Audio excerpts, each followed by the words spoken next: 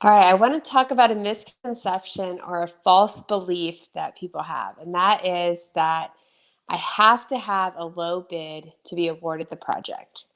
And some of these contractors are killing themselves and making nothing on jobs to get to that low bid number.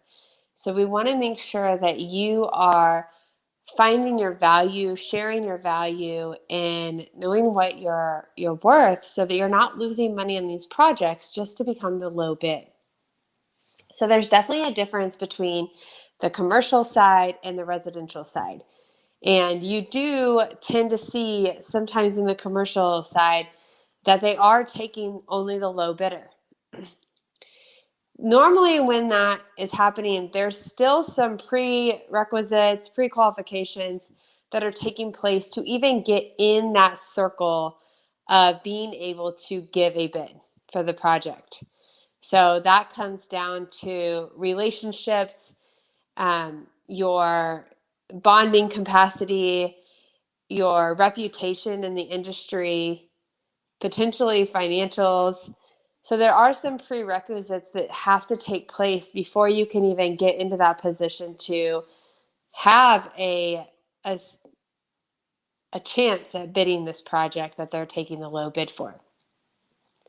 There are many other commercial projects, though, that don't just look at the low bid. So keep that in mind. And on the residential side, yes, there are some homeowners that are going to not know any better and are going to take that low bid number. So it is up to you to educate that owner on why they shouldn't take the low bid or what that means and where your value really is at in addition to the price of your work. You want to showcase the value that you can provide for that owner, whether they are commercial or residential. So I want to give you a personal example.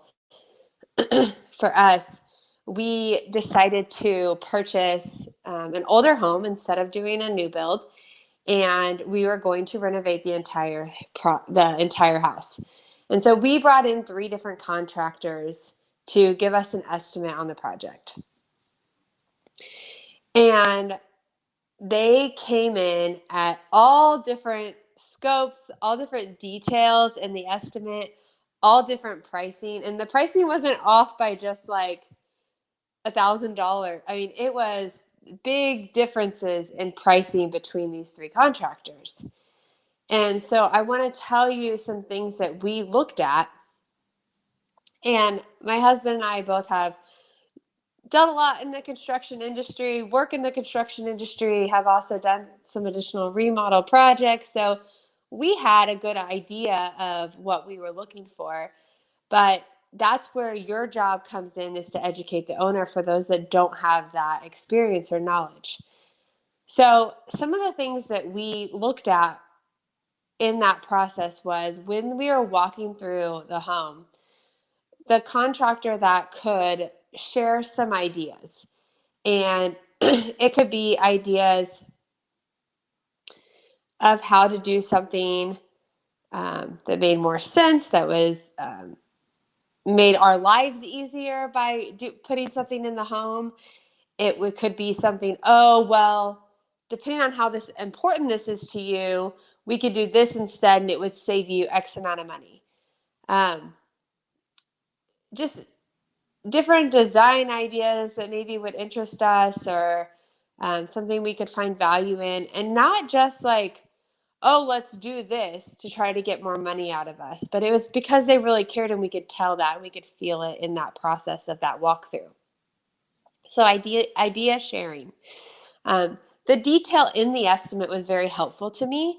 It made me feel that they understood exactly what I was wanting out of the project, that they weren't missing anything. The estimates that were more vague and not as detailed, it made me worry that they were going to come back and ask for more money later because they didn't quite account for everything in that estimate. The timeliness of getting the estimate, and not so much that I wanted it turned around in 24 hours, but what they said they would do, they did. And keeping that expectation and delivering on that expectation was what I looked for. I didn't want to have to go back and ask for it if they didn't follow through with what they told me. So if they told me, oh, I'll have the estimate to you by Tuesday, they had the estimate to me by Tuesday. Their availability of schedule. I didn't really want somebody that would be able to start tomorrow because that means that they don't have any other work lined up. But I didn't want somebody that had to wait 6 months for either. So knowing that availability was important to me, and being able to ask for a referral. So talk to somebody that had worked with them in the past that could give them a good referral was also important. So an added bonus I think would be very helpful if you are going through that walkthrough process with an owner, whether they are commercial or residential, would be to record the walkthrough so that when you are jotting down notes and you're taking pictures, trying to get information for that estimate, you may be missing some things that they are telling you. You may be missing some things that are really important to them, and you don't quite pick up on it when you're there. So being able to go back and listen to those conversations while you're doing your estimate or before you put your estimate together to make sure that you are hitting on everything that they talked about. So you are there to solve their problems. This process for an owner, maybe not so much in the commercial sector, depending on what their role is. And maybe it is more important to them. It's always their money. But definitely on the residential side, it is a very stressful project for the homeowner to go through a renovation or construction. And so you are definitely there to solve their problems and provide them comfort and value in this process. And so educating them on that and making sure that they know that you hear them and what their wants are for the project, that you are spending their money, using their money like it was your own and caring for that like it was your own. Excuse me. So you do not need to be the low bid for the project. You just need to accurately showcase your value and educate the owner and bring to the table all the things that you can do to solve their problems. That is what is going to get you awarded the project.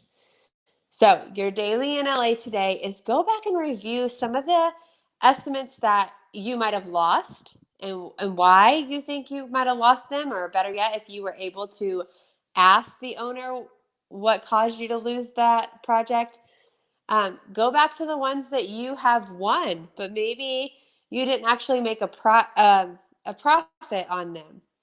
And do some analysis on what may cause that and how you could go into the next bid stronger and better and bidding that work for profit. If you need any help with this, or you want to bounce any ideas off of us or have any questions, feel free to reach out. We'd love to help you, and we will talk to you soon. Thanks.